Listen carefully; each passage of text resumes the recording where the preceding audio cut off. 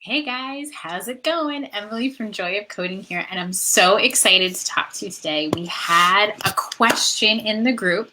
So Arthur had posted wondering, why are there so many programming languages? There are a ton of programming languages out there, and why do we have so many? Why can't there just be one for everybody to learn? And so today we are going to work on answering that very question.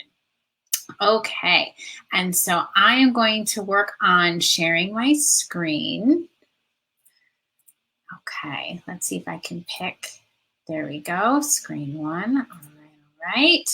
We'll make sure everything is set up and ready to go. Okay, we're gonna hide some things and focus a little bit. Awesome. So thank you so much for tuning in today. Again, what we're talking about today is we are going to talk about why are there so many programming languages? Why don't we have just one? Okay. And so the first step is, well, why do we need programming languages in the first place, right? Like, why can't we just talk in English to our computers? So we're going to talk about that first, and then we're going to talk about why there are so many programming languages. And it's an interesting question. There's a couple different reasons why. And then we're going to end with some tips. If you're new to programming or you're trying to learn to be a better software developer, what languages should you be learning? Like, do you need to learn them all? Which ones? And things like that. So we're going to get into that today. If you have questions, please don't hesitate to comment. And I will try and answer those in real time as best I can, okay? All right, so let's get started. So why programming languages? And why are there absolutely so many? Okay, so first, unfortunately, computers can't understand English. It's way too ambiguous. Let me give you an example. So think about this sentence. I'm all about that. Well, do you really enjoy fishing? Or are you all about that bass? Or are you all about that bass, right? Is it music that you like, or is it fishing? Now, we all know this is a quote from a song, I'm all about that bass. And so really, it's supposed to be bass, but you have to hear it to tell that difference. And there's other situations where you actually can't tell. You can't tell why that English word is used there. So what we're trying to do is we need something that's more formal than English. English and other natural languages like French and Spanish, whatever language you pick, they just aren't formal enough for a computer to execute, for a computer to understand. On the flip side, though, humans don't speak machine code, which is binary. So at some level, whenever you write code, that gets distilled into binary. Let me show you. Okay, so we start off with some kind of high-level language. This could be Python, it could be C, it could be Java. And then it gets converted into what's called assembly or assembler code. This is like 3-address code where there's no functions, there's no loops. You literally have a go-to and your program jumps from line to line. It's nuts. I'm sorry, I don't want to program in that language either. It's a very simple language to master, but it's also it doesn't have a lot of power. It's really hard to figure out how to build big programs with it. Fortunately, the computer takes most of that work for us. Okay, and then we've got binary, and the assembly code is then translated into binary, which is literally ones and zeros. And so that's not awesome either. I don't know about you, but I am not typing in binary. And so that's why we have programming languages in the first place. Okay, so we've established we need programming languages. Awesome. But now that we know that we have programming languages, why the heck do we need so many, right? Like, it's alphabet soup out there. What are we doing? All right, so let's take a look at this. How many really are there? So we started out with the C programming language, right? C is really referred to as one of the first high-level programming languages above the layer of assembly. But actually, there were some others. There was Fortran and COBOL and Lisp. These are the old guard before C. And there was languages A and B before C. That's where the name came from. And then they started improving C. So initially though, C was a hard sell. People were like, I want to do it in assembly. It's more efficient. I have control. And eventually people got used to the idea of C, which we think now C is so low level and basic, but at the time it was a forerunner of high level languages. And so when they started, once they kind of established like comfort level, okay, high-level programming languages are a good thing. Then we started improving C, as our community. So we started improving it like C++, and then other languages came out. So Perl and Python, shell scripting languages, which really are wrappers for C libraries at the systems level. These are all wrappers around C. They're just trying to make C easier for people like you and me to use. They're just fancy frameworks for C. It's nuts. And then the internet came out, and that started a whole new revolution. So we got HTML and style sheets, and then we got Java and PHP and JavaScript and Ruby and all these other languages that we know and love today. And so these all came out, and there's just a ton of languages out there. So they were all solving a different need. They wouldn't have existed if someone didn't see a gap in the marketplace and say, hey, I think I can do this better.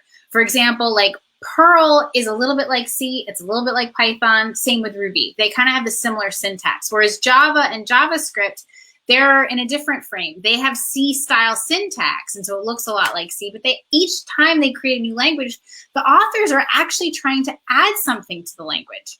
I've met some of the people that have created these languages, right? Like they're trying to solve problems, and it starts with a problem, and then they try and fix it. And so different people that see that value of how they're solving that problem take to that language, and that's how it grows a community and what becomes an ecosystem. Okay, so how many languages are there really? Okay, so I did peruse the list on Wikipedia, and just Reader's Digest is a ton. Spoiler alert, it's a ton. So here's the languages that get us up through 1950. These are the languages. From 1950, we go on and on and on and on, the 90s, 2000s, 2010s. Mind exploding, right? Like this is nuts. There's so many languages. No one can know all these languages, right? You don't need to learn all these languages to be a developer, to be a programmer. So why? Why is there so much here? And not all of them are popular, right? So the idea is that why do we have multiple tools in a toolbox, right? It's the same as when we build something. We're not going to use a hammer to solve every problem in construction. So programming languages are a tool. And so you want to have a set of tools in your toolbox so you can easily program whatever you want to solve your problem. So if your problems that you're solving, the challenges you're solving are in the space of web applications, you're going to want to know web languages. What if you want to analyze data or scrape internet web pages and do data mining? Well, you might use a different skill set, right? A different tool set to do that. And so we want to focus on learning those fundamental pieces that transcend across languages. Because if I had a problem, I would just find a language that solves it. I have my go-to languages. Personally, I like Python, Perl, Java, Bash. I've done some PHP. I've done some SQL. I've done some JavaScript. I've done some Ruby. I've done a bunch of these different things. But basically, I'm motivated by the problem I'm trying to solve. So that bounds it for me because you can't know everything. It's just too much. Humans have been generating these languages for 70 years now. And so it's way too much for any one person. So we have multiple tools in Toolbox. They're here to stay. Why are they here to stay? Because once created, these languages exist literally forever. There are still codes that are running, that are an active service that were created in the 50s, 60s, and 70s in legacy languages like Fortran, COBOL. C isn't really completely a legacy language, but I mean, there's a lot of these legacy languages. So there can be super lucrative jobs in these so-called dead languages because you might be the only person that knows how to do it. They're bringing people out of retirement to work on these foundational systems to fix bugs. Like if they need to add a new feature in the ATM network, for example, like you ever go get money out of an ATM machine, right? Like, well, that network might be written, the software might be written in COBOL or Fortran. They've been around a long time. And if they need to fix it, it's a lot cheaper, even though it's very expensive to pay someone out of retirement to do it, than to rebuild that system and test it and build it. So, any language you learn, there's going to be opportunity there. It's just a matter of positioning yourself for it to take advantage of it. One thing I want to mention briefly here is there's a separation between languages and frameworks. So in my list over there on the screen, I have a bunch of languages. There's also this idea of frameworks. So for example, Ruby is a programming language. Rails is a framework that allows you to run Ruby code on a web server to support websites on the internet, right? So like JavaScript is a language. Node.js React.js. These are frameworks that use that language. They're part of the ecosystem. They're kind of like libraries. A framework can be thought of as like a big set of libraries. And it might have some special sauce in there that you kind of have to know to be able to use it properly. So these are actually programming languages, but there's also a bunch of frameworks that come with them that help you use that language in a new place to solve new problems. Okay, so boiling it down, which one do you want to learn? What should you be learning? And this is a great question. I get a lot of people coming to me saying, I want to be a web programmer. I'm learning JavaScript.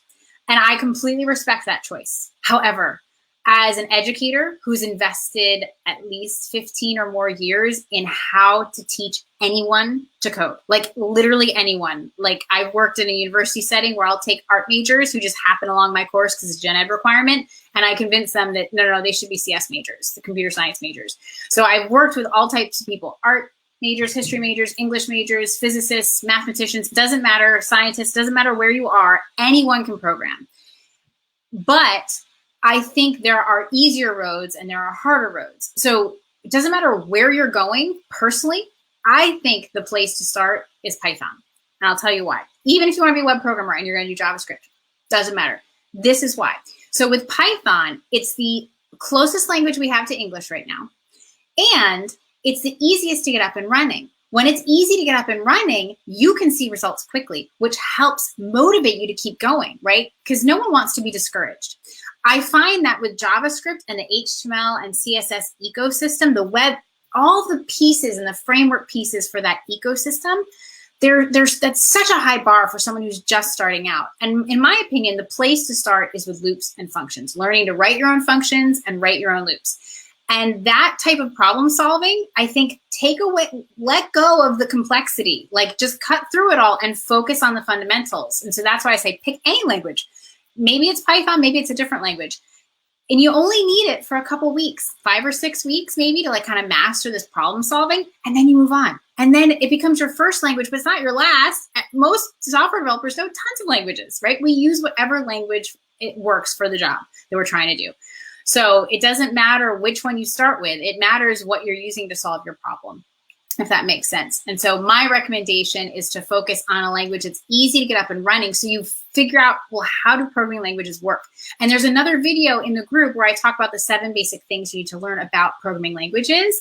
And that would be a great place to start. Learn how to do those things in your target language, then move on to something like JavaScript, where there's just so much ecosystem and framework and magic happening behind the scenes. I'll be honest, I don't know how a beginner navigates it. It is so complex. It doesn't need to be, right? So what we're trying to do is kind of break down our problem into smaller pieces. And this is something that you'll learn as you become a developer. Is one of the things we try to do is break down our problems into manageable chunks that we can like bite off and solve and then move on. So my approach is start with a simple language like Python, where you can just get up and running and going, and then figure out the web stuff added on top of it. So you're not trying to figure out everything all at once, because if you try and do it all at once, potentially it's mind exploding, overwhelming, and we don't want to get discouraged. You can absolutely do this, but if you're discouraged and frustrated, that's not the place where you want to be. Learning is not going to happen there. So in my opinion, and this is what I do for my university students, I have them all come in Python, and this is what I recommend for my academy students as well in the Joy of Coding Academy. I have them all come in on Python, and then we move on to things like Java and JavaScript. But the idea is that we're focusing on learning the essential elements that do not change. Languages change, as you saw in this presentation. New languages come out every year. It's not about the language or the name of it. It's about understanding the essential concepts, these principles that don't change, that are timeless, right? Like, yeah, you need to like implement things in these new languages, but you don't have to totally master them. What needs to be mastered are the essential elements of solving problems and building working systems. That's really where we want to be. And so how do you do that once you've picked a language? So my recommendation is to start reading code. Try and predict what it's going to do. Run it and see if you were right. And literally that's the magic sauce that I recommend. I think reading code is a really underutilized tool in every software developer's toolbox. And so I advocate this for all of my students. And then as quickly as possible, get to solving problems, because it's so easy to get overwhelmed in this space and you don't need to, right? When it comes down to it, at the end of the day, you want to solve a problem. Don't learn absolutely everything about Python. I see these courses out there like, learn everything about JavaScript, everything about Python. No, we don't want to learn everything. We can't. How can we function if we try and learn everything that any human has ever thought in the world, right? This is not the goal. We want to find out just enough to get where we want to go, to meet our goals. And so start solving problems, and what problems you can pick. I recommend that you make portfolio projects that you work on to help build your resume and get out there and start getting out there for jobs and showcasing your skills. So you can kind of learn as you're going and build your portfolio. It's going to advertise your awesome skill set. Awesome, awesome. So that's all I have today. If there's any questions, please don't hesitate to reach out. You can post some comments in the book, or in the Facebook group, or you can feel free to DM me. And thank you so much for tuning in. I hope this was useful. Have a great day, guys. Take care.